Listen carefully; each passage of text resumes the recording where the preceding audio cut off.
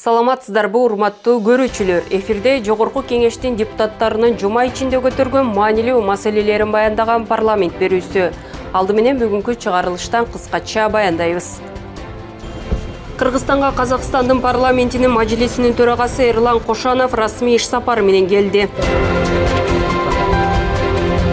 Күч түзүмдөрүнүн кызматкерлерин видеого тарткандарды жазалоо боюнча мыйзам долбоору сунушталды. Эл өкүлдөрүнүн тынчсыздануусуна эмне себеп? Ушунчалык жанагы органдын адамы өзү абдан борой мамиле кылган учурлар далилденди да. Эмгек кодексине кандай өзгөртүүлөр кирүүдө? Жогорку Кеңеште парламенттик угуу өттү. 7 апрель, 7-8 ноябрь күндөрү белгиленди. Бирок бул күндөр жумуш күндөрү болуп саналат.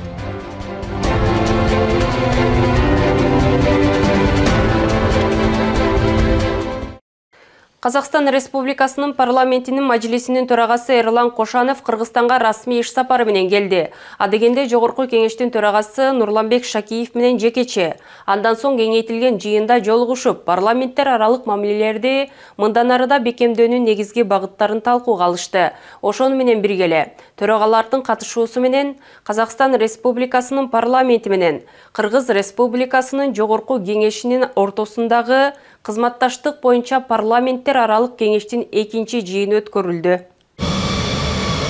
Расмий иш сапары менен жергебизге келген Казакстан Республикасынын парламентинин мажлисинин төрагасы Эрлан Кошановду Манас аба майданында Жогорку Кеңештин төрагасынын орун басары Нурбек Сыдыгалиев, Жогорку Кеңештин депутаты Кундузбек Сулайманов улуу даражалуу меймандарга көрсөтүлүүчү суюрмат менен тосуп алышты.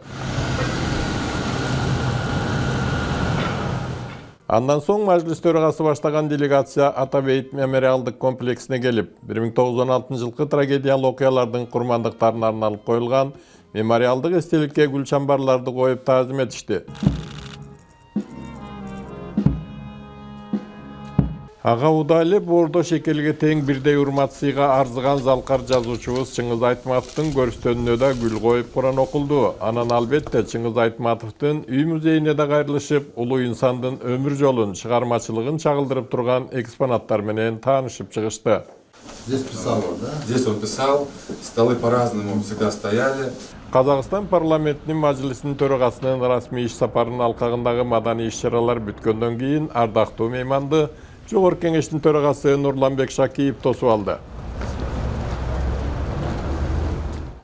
Эки өлкөнүн парламенттеринин жетекчилери адегенде тар чөйрөдө пикир алмашып, андан соң жолугушуу кеңири курамда уланды.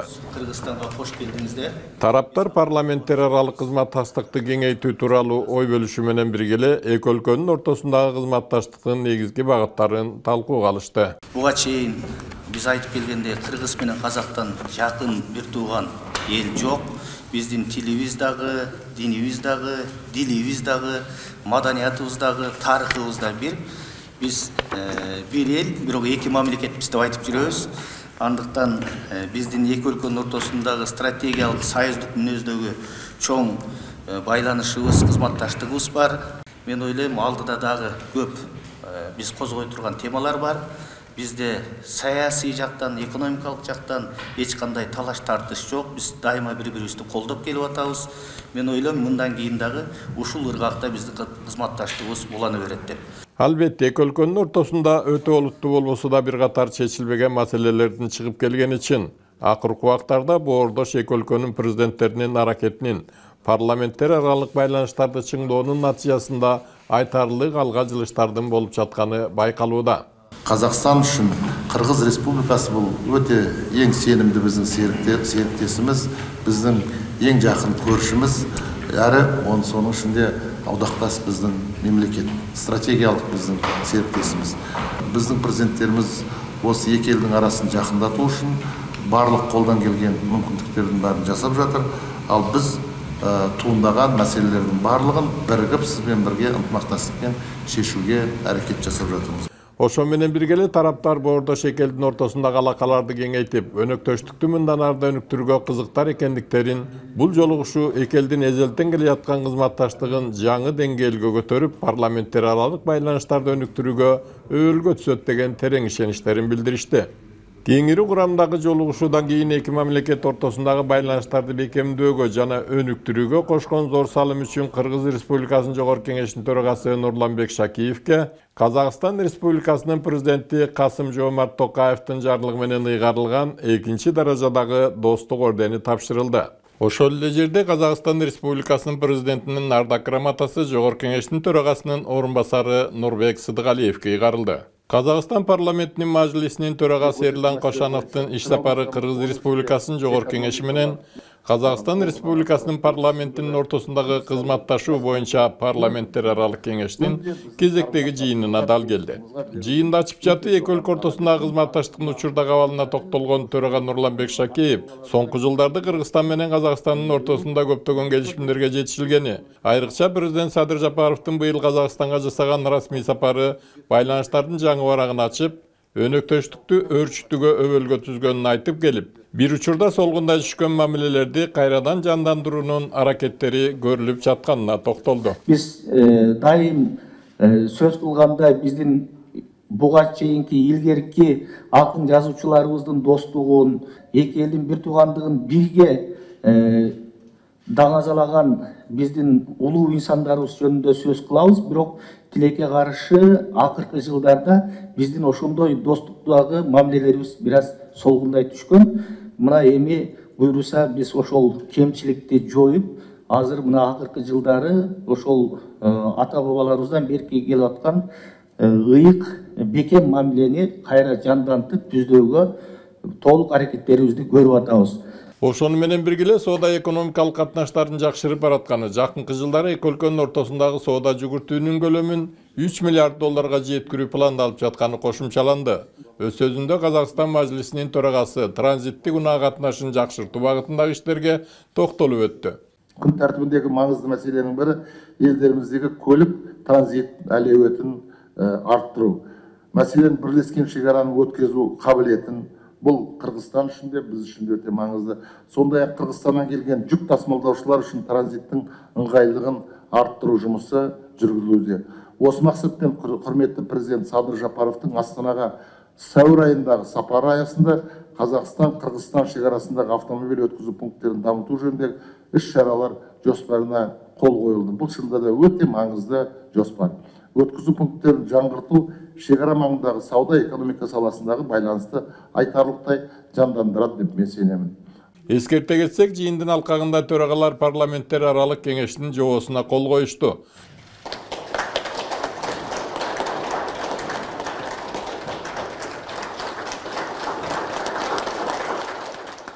Комитет жыйынында социалдык фонддун 2023 жылга бюджетинин аткарылышы боюнча отчет угулду. Анда үстүбүздөгү жылы республика ичинде пенсионерлердин саны 769 000 адамга жеткени маалымдалды. Жыл сайын пенсия көбөйүүдө. Анын орточо көлөмү 9188 сомду. Эң аз пенсиянын минималдуу көлөмү 6900 сомду түзгөн.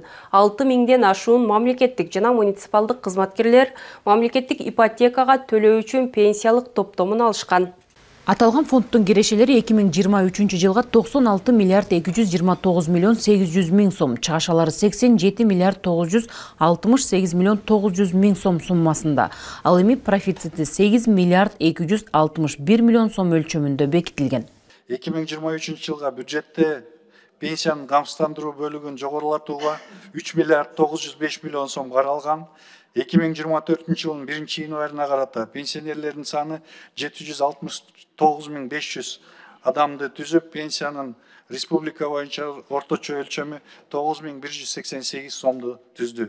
Суроо жооп маалында депутаттарды мамлекеттик пенсиялык топтомо фондунун эсебинде акчасы барлар кызыктырды. Эл өкүлү өлкө жараны жеке курулуш компаниядан үй алуу үчүн ошол чогулган каражатын ала албай жатканын жүйө келтирди. Андыктан банк кепилдигин берүү талабын алып салуу керектигин сунуштады. Өмүр бою мамлекеттик кызматта иштеген адам экен 150 000 сом жөнүндө сөз болуп атат да. Анан банкка барсам дейт, банк мени мындай эми тамаша эмес, жылдыгында кандай сиз кимсиз, биз сизге кепилдик бергендей деп чыгарып жиберди дейт да. Частный строительный компаниялар банковский гарантия бериш керек деген пункт кирип калган да. Частный компаниялар банк менен эч кандай келишим түзбөй атат, банктар эч кандай гарантия бербей атат. Ошол жери маселе болуп атат да. Талкууда эл өкүлү мурунку жылдарга салыштырмалуу быйыл пенсионерлердин турмуш деңгээлин жакшыртуу максатында пенсиянын 18%га жогорулашы кубанта турган кабар экенин белгилеп, эл ыраазы деди. Бирок алыскы тоолуу аймактарга дагы дыкат көңүл бурууга чакырды.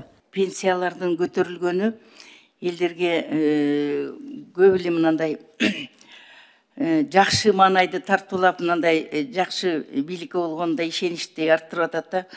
Ошол эле мезгилде айрыкча мынау алыскы жерлердеги пенсиялар алинге чейин көтөрүлө эле экен. Ошону дагы бир караштырып койсоңуз. Депутат социалдык фонддун каражаты тууралуу маселени көтөрдү. Социалдык фонддун негизги киреше булактары кайсылар, жана алардын мурдагы жылдарга салыштырмалуу динамикасы кандай? Киреше булагы бул камсыздандыруу төгүмдөрү. Жалпы түшкөнү 63 миллиард 964 миллион сомду түздү. Жылдан жылга пенсионерлердин саны да, пенсиянын көлөмү да көбөйүүдө. Пенсиянын эң төмөнкүсү канча? 1 октябрдан жалпы пенсияны 6900 сомго чыгардык.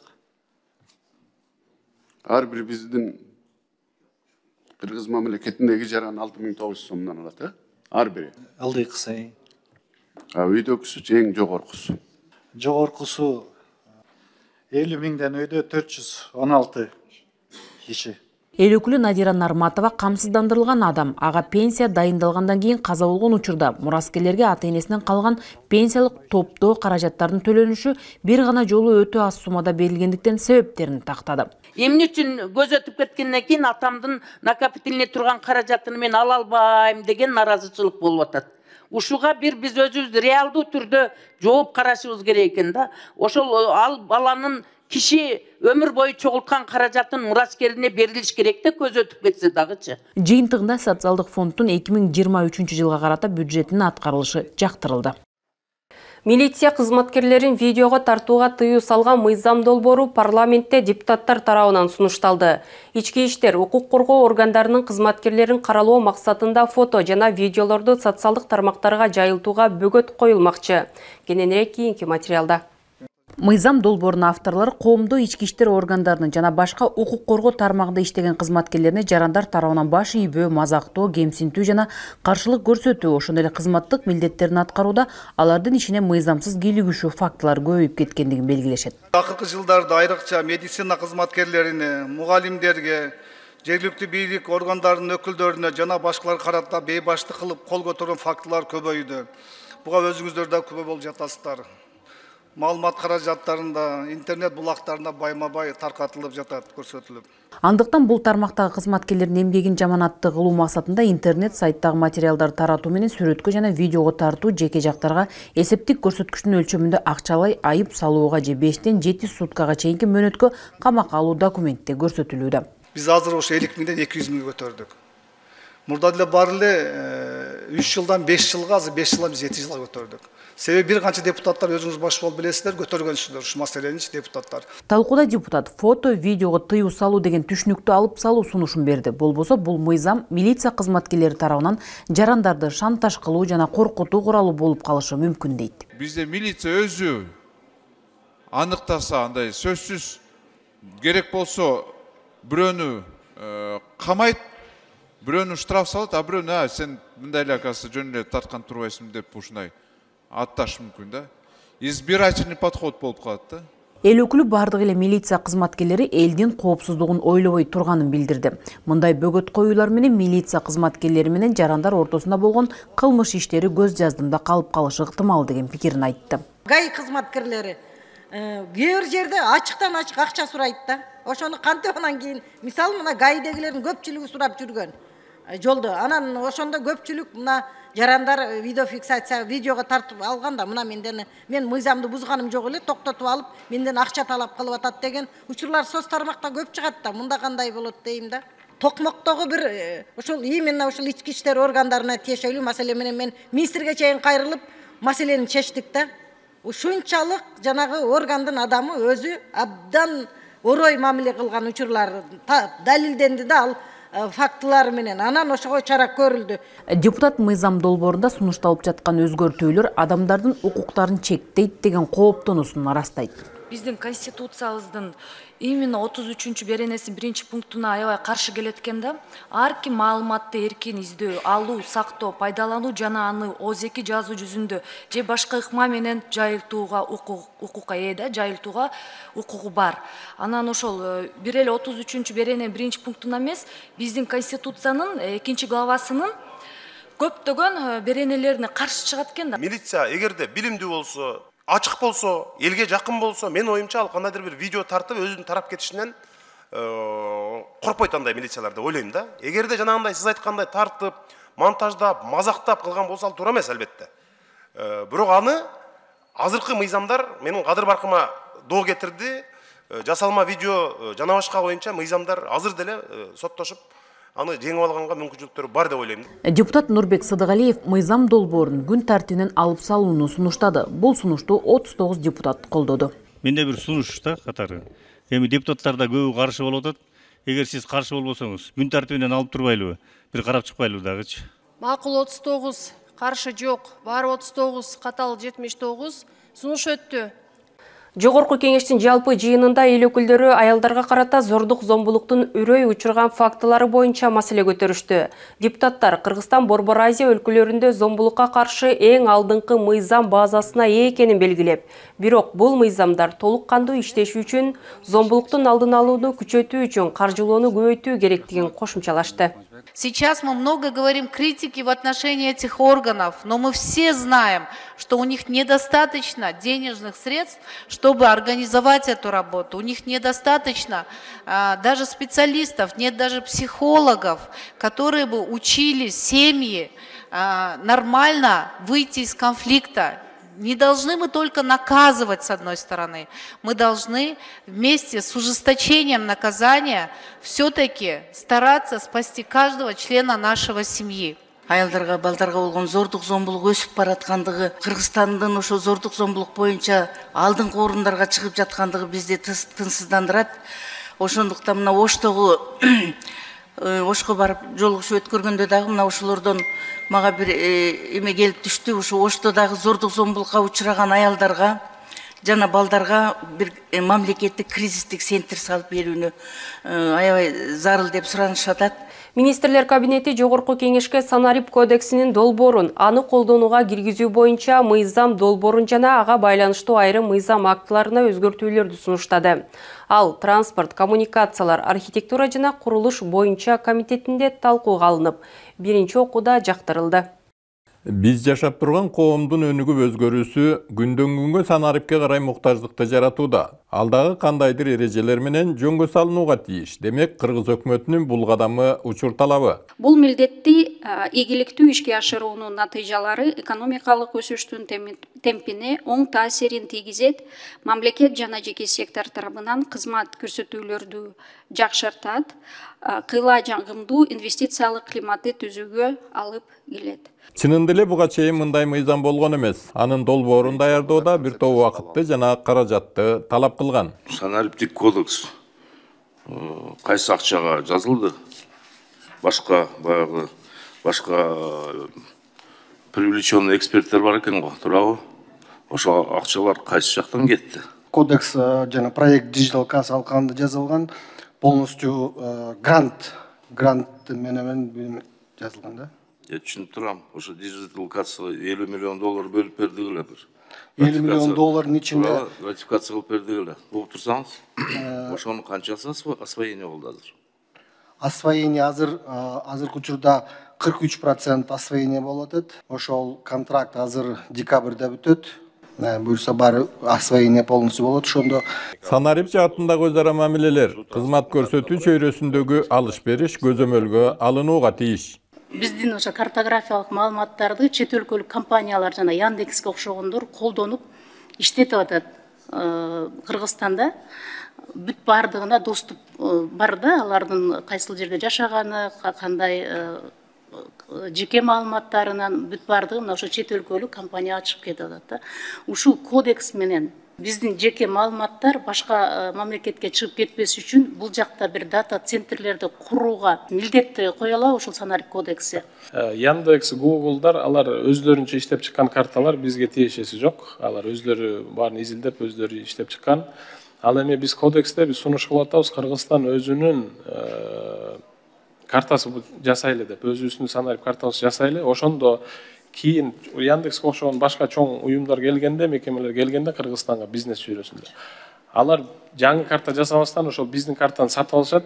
Буга чейин санариптик маалымат берүүнүн айрым түрлөрү алынып салыныптыр. Маалымат алыш үчүн психонаркология тармагында кезек күткөндөр арбын.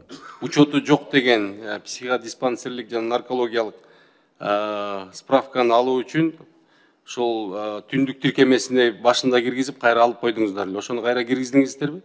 Санариптик өнүктүрүү министрлиги, саламаттык сактоо министрлиги чогуу иштеп жатабыз. Унутуп калды. Аракет Нурия Асылбековна, өзүңүз көзөмөлгө алып киргизиңиз. Унутуп калды дебеңиз, кайра карайбыз бул маселени дагы. Санарип кодексин кабыл алуу маселесинде суроо болгон жок. Санарип форматына өтүүнүн айрым принциптери кызыктырды. Санариптик трансформациялоонун башкы принцибин айтыңызчы, как не үчүн болуп атат? Обычно это изменение, то есть прозрачность должна быть, доступность для граждан, простота. Также необходимо делать реинжиниринг бизнес-процессов в каждой организации. Нурия Асылбековна, бул жерде санариптик сервистердин саны көбөйбөшү керек да, биринчиден. Анан тескерисинче жарандардын мамлекетке кайрылуулардын агымы мамлекеттик органдар менен коммерциялык уюмдардын ортосундагы санариптик өз ара аракеттенүүнүн күчөтүүнүн эсебинен максималдуу түрдө наоборот азайышы керек да, туурабы? Ушул принциптер негизи. Министр айымдын дарегинесин пикирлери айтылуу менен санарип кодекси биринчи окууда колдоо тапты. Нурия Асылбековна, бүгүнкү сиздин жооп бергениңизди мен жакшы деп айтуудан алысмын. Эч нерсеге жооп берген жоксуз.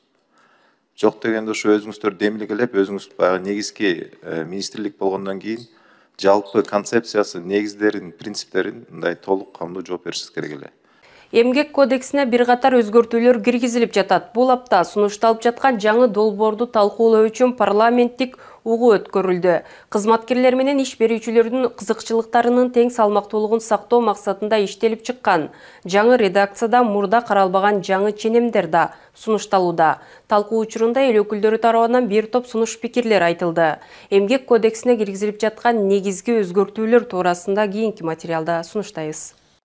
Министрлер кабинети тарабынан сунушталып жаткан жаңы эмгек кодексине ылайык майрамдарга байланыштуу эс алуу күндөрү азаят.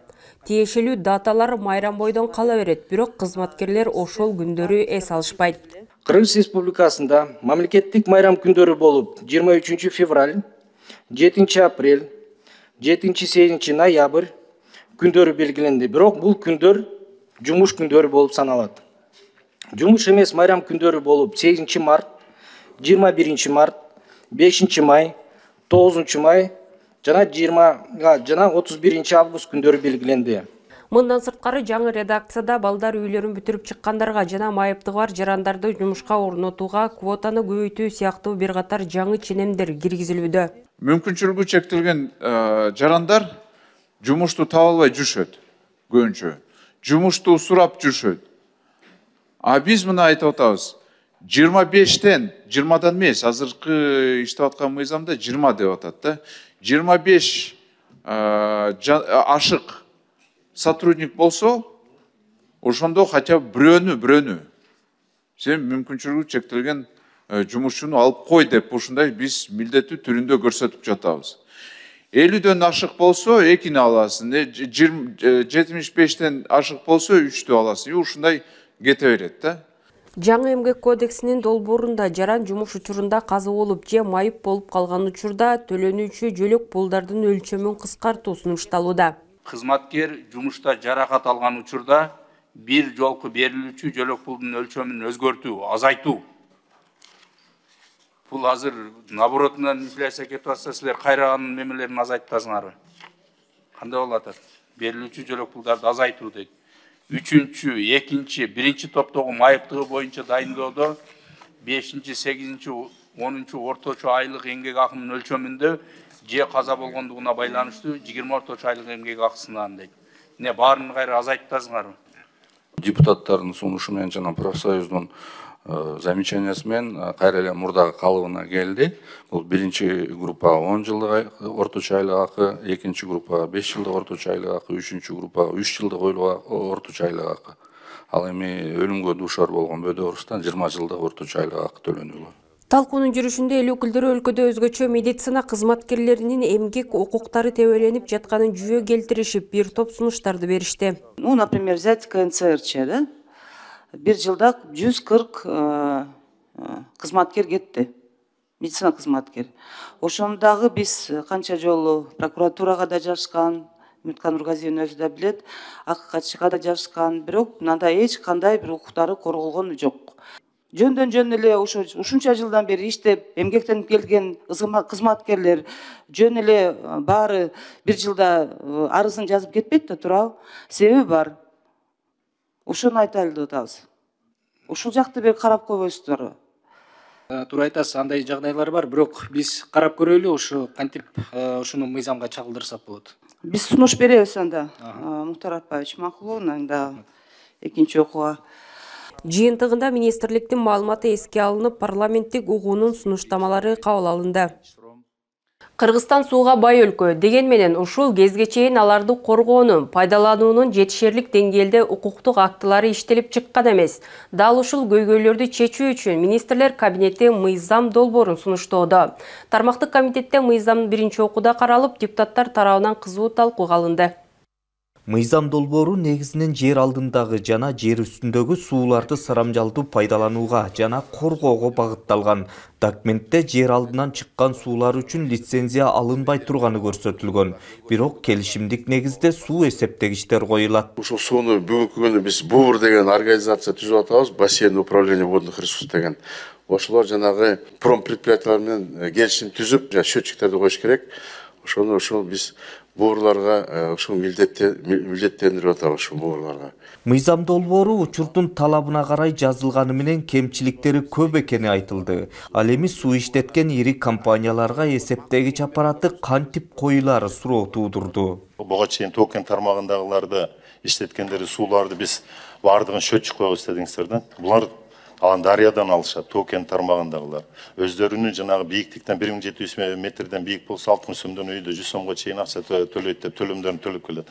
Буларды сиздер кантип дарыяны счетчик коесуздар дарыяга? Биринчи суроо. Счетчиктерди коюш керекпиз биринчиден. Анын орган болуш керек. Ошо БУР деп атабыз, ошол орган ошолор менен договор келишим түзүп, андан кийин канча суу алса ошо акчаны төлөп туруш керек. Жыл өткөн сайын дүйнө жүзүндөгү күч алып бараткан суу тартыштыгы Кыргызстанда да пайда болууда. Орто Азиянын Бермет аталган ысык көлдүн жыл сайын азайып баратканы кейиштүү маселе. Жүрөгүбүз менен өйүп, жүрөгүбүз кан ыйлап атат. Буга мындай капельный орошение киргизип, чоң суу топтоочу жайларды токтотушубуз керек ысык көл областында курганда.